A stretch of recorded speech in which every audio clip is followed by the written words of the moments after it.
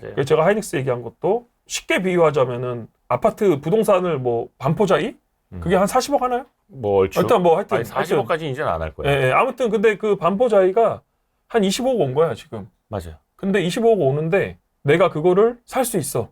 그런데 3년 안 기다려도 되고 한 1년만 기다리면 돼. 네. 이런 느낌이라는 거죠. 저는 SK 하이닉스가. 아, 그러니까 제가 원래 이제 저는 PBR 0.8에서 0.9배 정도면은 사도 된다고 생각했어요 처음에. 그게 가격으로 따지면 한 8만 원에서 9만 원? 네. 제가 그 김작가 TV 나왔을 때 종가가 9만 1,000원인가 그랬었는데 네. 제가 한 10% 정도 빠지면은 집을 살 만큼 금액을 사도 된다고 막 그런 식까지 말씀드렸거든요. 그 지금인데? 그러니까 지금인 거죠. 예, 근데 어차피 이대호 기자님 다 아시잖아. 지금 이제 적자 나니까 그쵸. BPS가 무너지는 거잖아요. 지금 자본이 이제 쌓이지 않으니까. 하이닉스 이야기입니다. 하이닉스. 예, 예, 예. 예, 일단 하이닉스는 반포자이다. 그렇죠. 반포자이죠. 오히려 지금 투자하면은 반포자이보다 기대 수익률도 더 높고 하방도 더 낮죠. 예, 예. 근데 0.8배, 0.9배인데 이게 적자가 나니까 그게 무너진 거죠. 그렇죠. 예, 예, 예, 그 얘기를 여쭤보려고 했어요. 그러니까 예. 아마 그 뭐 PER, PBR, 멀티플 그 밴드를 보시는 분들은 아실 텐데 지금이 거의 PBR 0.8배면 역사적 하단이에요. 네. 거기에서 시간적으로 0.8배 밑에서 머물렀던 시간 자체도 길지도 않고 그 말씀하신 것처럼 사이클이 있는 산업이기 때문에 언젠가 돌아오기는 돌아와요. 근데 이제 문제는 그거죠. 안 좋을 땐 더 안 좋아질 것 같다라는 거. 그리고 쓰리고 라이브 때 이제 염성애 이사님하고도 이야기를 했습니다만 최근에 이제 애널리스트들 2023년 맞아요. 영업이익 마이너스 5조, 맞아요. 마이너스 남대정 의원이 6조 이렇게 쓰고 있어요. 그러니까 영업 적자로 맞아요. 엄청 무서워 보이거든요. 맞아요.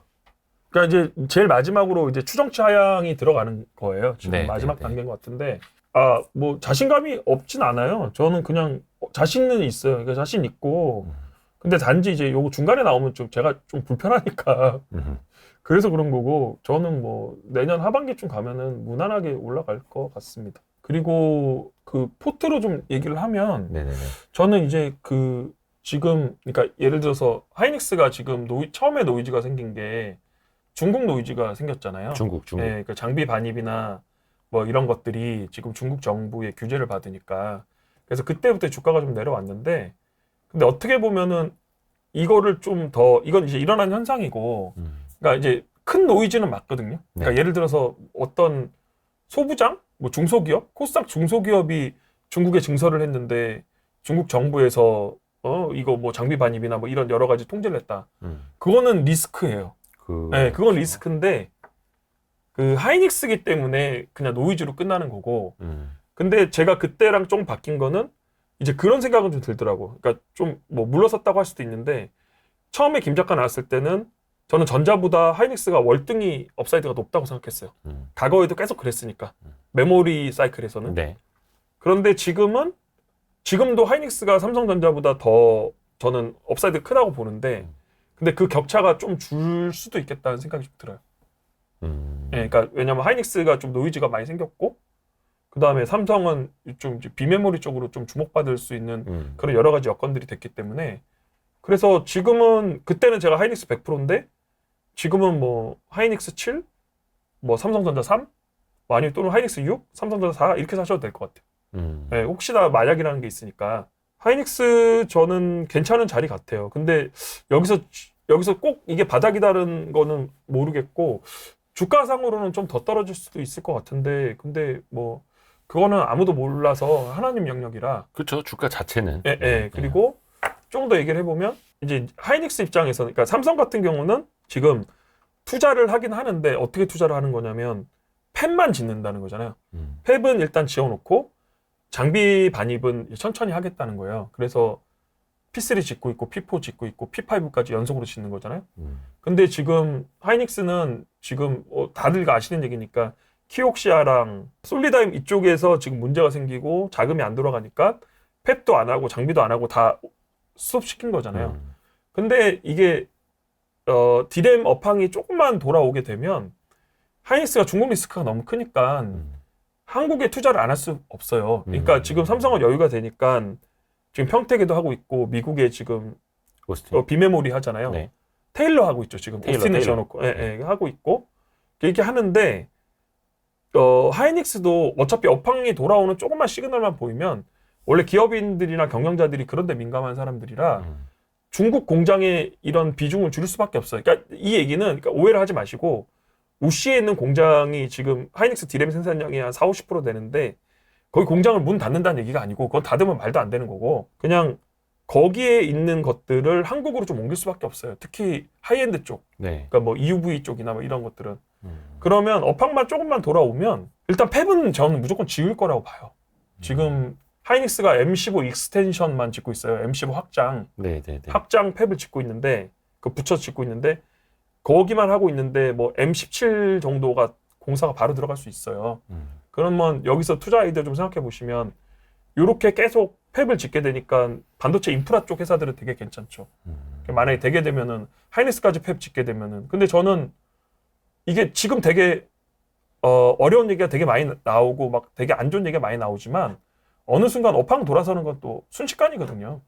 그래서 그렇게 되면은 하이닉스가 팹 짓고 그렇게 되면은 인프라 쪽도 많이 좋을 것 같고 그다음 저는 개인적으로 제가 장비주 좋아해서 장비주 사이클 보고 있거든요. 그래서 23년 하반기나 이거 틀릴 수 있어요. 거의 내피셜이라 23년 하반기나 24년 상반기 정도에 장비주 캐펙스 투자가 그러니까 캐펙스 투자가 나오면 장비주는 조금 더 움직이잖아요. 근데 장비주는 이게 되게 커요. 그러니까 장비주가 낙폭이 되게 큰 이유는 장비주가 그 디램 다운 사이클 때는 멀티플도 내려가지만 네. 장사가 안 되니까 EPS도 같이 깎이는 거야. 그렇죠. 그렇죠. 그러니까 EPS가랑 멀티플에 같이 내려오니까 막 주가가 그냥 반토막 나고 막 예. 수두룩 다 반토막이에요. 뭐 회사 네, 내용이랑 네, 상관없이.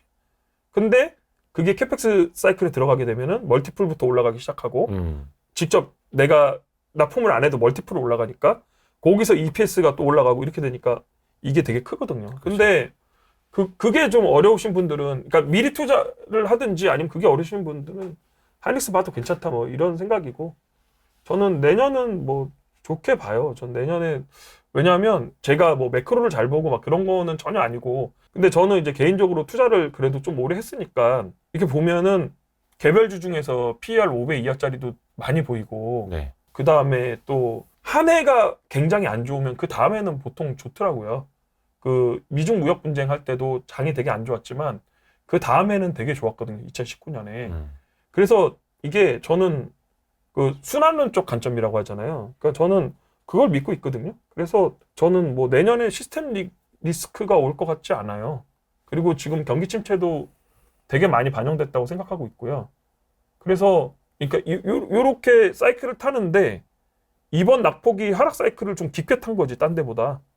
그래서 저는 올라올 거라고 생각하고 있어요. 그래서 내년에 생각보다 좋지 않을까. 그래서 내년에 그냥 자본 계속 쌓이고 PBR 1배 정도 가면은 내년 하반기에 거의 뭐 2,600에서 2,800 정도도 갈 것 같은 생각이 드는데 반도체 돌아오면은. 근데 물론 뭐 2,600에서 2,800 가도 종목 잘 골라야 돈 버는 거니까 그거는 또 그때 되면 또 반도체 대형 교주만 오를 수도 있어요. 예, 근데 종목 잘 골라야 된다는 거는 전제를 깔고 말씀드리는 거거든요. 그 일단은 하이닉스 중국 쪽 리스크에 대해서는 아마 그 하이투자증권 송명섭 위원님 나오신 영상 보신 분들은 아마 기억을 하실 텐데 맞아요. 매년 미국 정부의 승인을 받아야 하기는 하지만 장비를 투입을 할 때 매년 승인을 받아서 중국 업체가 아닌 하이닉스나 삼성 자기네 공장에 넣는다라는 것만 승인을 받으면 물리적으로 넣을 수는 있다. 그리고 최첨단 장비가 아니라 모든 맞아요. 반도체 공장에서 최첨단 공정만 하는 거는 아니다.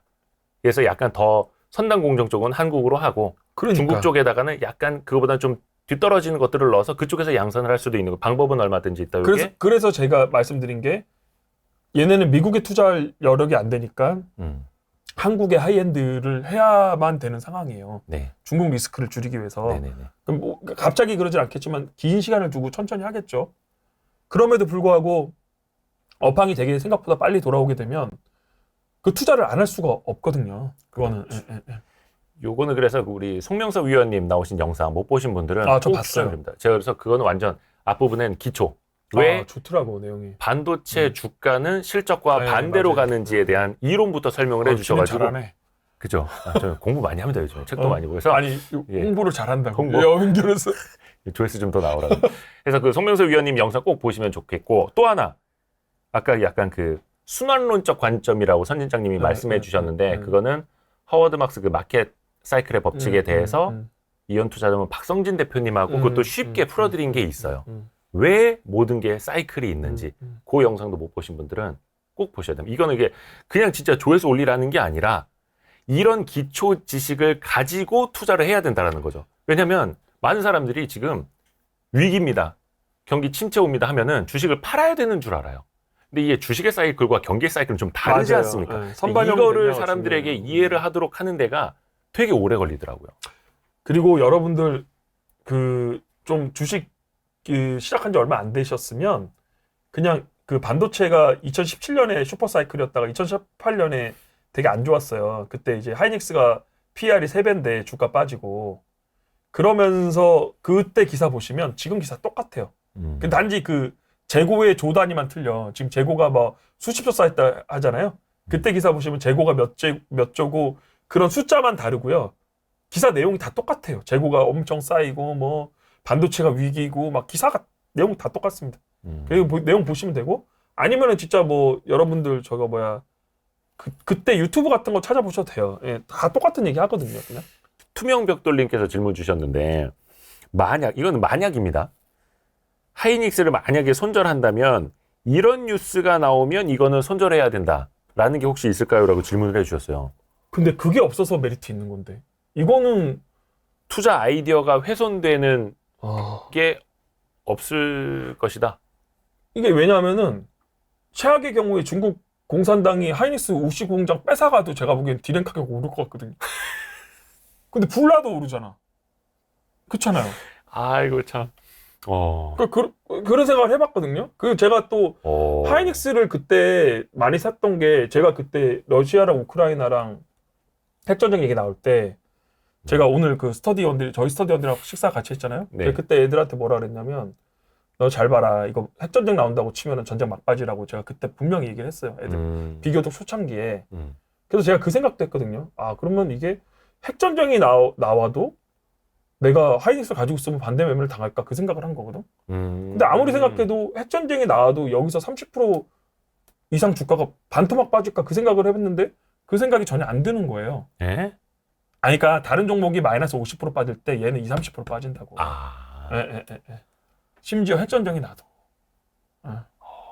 그래서 그러니까 핵전쟁이 의미가 없죠. 근데 이런 생각을 장난으로 해본 거지. 그래서 아무튼 그래서 저는 손절을 안 해도 된다는 것도 그냥 일반인, 그러니까 물론 제 이 얘기가 뭐 다이나믹하고 트렌디하고 딥하게 파는 사람들한테는 그렇게 크게 의미가 없어요. 근데 저는 이제 일반인 투자자나 직장인 투자자나 뭐 주부님들이나 학생들이나 뭐 이런 사람들을 위해서 조언을 해주는 거라. 그래서 손절을 안 하고 그냥 많이 체크 안 하고 가도 된다는 게 좀 장점인 것 같거든요.